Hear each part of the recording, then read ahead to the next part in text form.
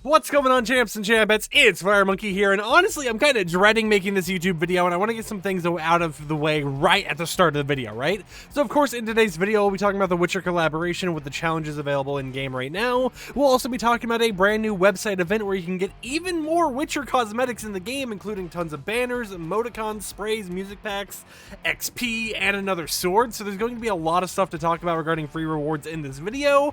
But when I talk about the website event, I am going to have to talk poorly, or I guess, I'm going to have to talk about my frustrations regarding one of the creative maps I played. And it's nothing against the creative map makers at all, right? It's not against the creative map team or anything like that. I want to say that right now. The only thing I want to mention is, since these are challenges people are going to have to do, I did have some issues when I was going through the different creative maps here, the Axie challenge and the actual Quentin challenge, both of which my kind of camera's hiding right there. But when I was going through these two creative maps, I was having my own issues with them, before they released and after they officially released, which caused me just to be super frustrated, and I had to find my own workaround. So I'll be telling you guys about that in this video and how to kind of make sure you're on the right track here, because in my opinion, it was just super confusing. But again, I want to stress that that is nothing to do with the creative map teams themselves, and I do think the maps were a really nice thing, right? I think they were a really well-made thing. It's just, there are some frustrations here and there. But with that said, let's go ahead and start off by talking about the Witcher collaboration, which has officially gone live earlier today. Assuming you already own the battle pass, you'll be able to do these challenges for some free rewards, such as activating an augment in 5 different matches, earning you a free loading screen. This one right here, I do believe, is for actually eliminating a boss. I could be incorrect here because I haven't really remembered the challenges off the top of my head. And yep, I went ahead and actually just checked, and this one right here is for eliminating a boss. This spray is going to be for completing 3 bounties across any amount of matches. This one is for just doing an emote in the Citadel throne room. It can be any emote at all. I don't know if they have it set up so when you're in the throne room you'll be able to do this one, but that is a possibility. Either way, you just have to emote, right? That's the only thing you really have to do there. And then this one right here is just for dealing 500 melee weapon damage to opponents, which I do gotta admit is easier if you're not playing a solos only thing. So if you're doing like duos or trios bot lobbies, in zero build, you're going to be able to get this done with like 1 to 2 eliminations, because you have the overshield, which is 50 HP or whatever, and then you have the normal 100 normal shield and 100 actual health or whatever, allowing you to do 250 damage to someone just from them getting downed and eliminated. And even if they don't have shield, right, you pickaxe them with their overshield, and when they're downed and when they're alive, that's 250 damage. So it's basically like eliminating 2 players in zero build using only a pickaxe, but then you'll get this sword entirely for free. And then for getting all these challenges done, you'll of course get the skin itself. Now for page 2, these are going to be unlocked on February 28th with the V23.50 update out of the game, which is going to be the final update for this season, and it is going to bring some new stuff such as a wrap and a new variant for the skin itself, so that it is some stuff to look forwards to. Now we don't know what the actual skins variant is going to look like, however we do know what the wrap looks like, because if I go ahead and go over to the official Fortnite Games Twitter account, I can pull up this image right here, which I'll show to you guys in a moment, where you can see this actual wrap over here on the right side of the screen. They for some reason put it in the promo image despite it not even being in the files right now, so that is a little bit of an interesting thing Epic Games is doing, but that is going to be what one of those page 2 rewards are. Other than that, though, there is an off-site event, or I guess off-Fortnite event. You know what I mean. It's a website event that you can do right now called the actual School of Llama. I had leaked this before and we didn't know much about it. However, it's officially released right now, and before anyone says anything, no, this is not the Chapter 5 map, okay? I don't know why I've been seeing people on Twitter saying it. I'm assuming most people are joking, but you can never be too sure nowadays, so I just want to say that this map right here is not the Chapter 5 map. If you thought it was, I'm sorry to disappoint you, but it is not.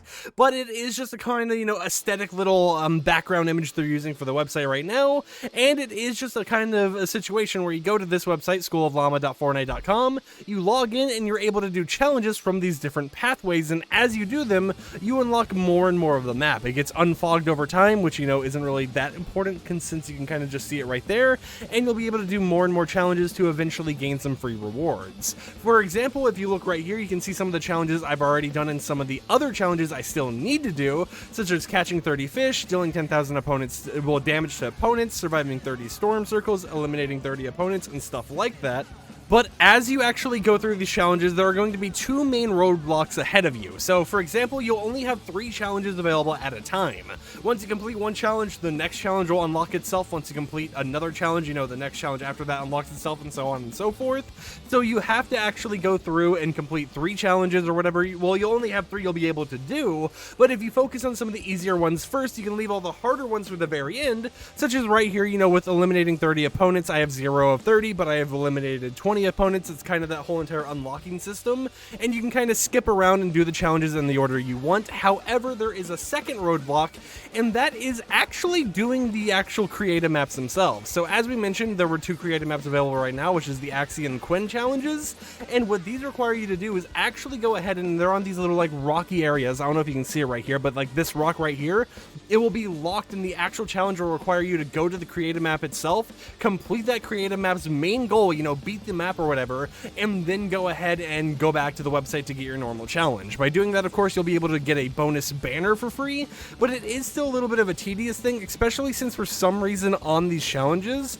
you have to actually do the Axie challenge twice. Now that one just requires you to get 15 eliminations or pick up 15 coins on the map. Overall, you have to do that twice, so that's basically 30 coins total, and it is a little bit of a weird situation to me, because I feel like if they're going to make it so there's 3 creative map, well, I guess, like 3 map completions you have to do on path 1, might as well give it 3 creative maps instead of just being like, hey, here's 2 creative maps, and then here's this map again that you have to play and redo the challenges on over and over again just to unlock that area. It's just a little bit of an iffy situation to me, but you know what? It's kind of understandable. I can kind of get what's going on there, and it is something I thought I would just give you guys a little bit of a heads up on. Now, regarding the challenges themselves, we'll talk about them in a moment, but one thing I do want to mention is that all of these tasks right here, right? The catch 30 fish, survive 30 storm circles and everything, they work in Battle Royale, which is building enabled, they work on Zero Build, and they work in bot lobbies. This also counts solos, duos, trios, and squads, and custom games, so if you have a supported creator code, you can go into a custom match with your own code, and the challenges will count there as well. So you have a lot of opportunities to do these challenges, especially if you're someone out there who plays a lot of bot lobbies. You have these still available for you, so if you don't think you'll be able to get 30 eliminations in a normal match, you have bot lobbies as an option that's available.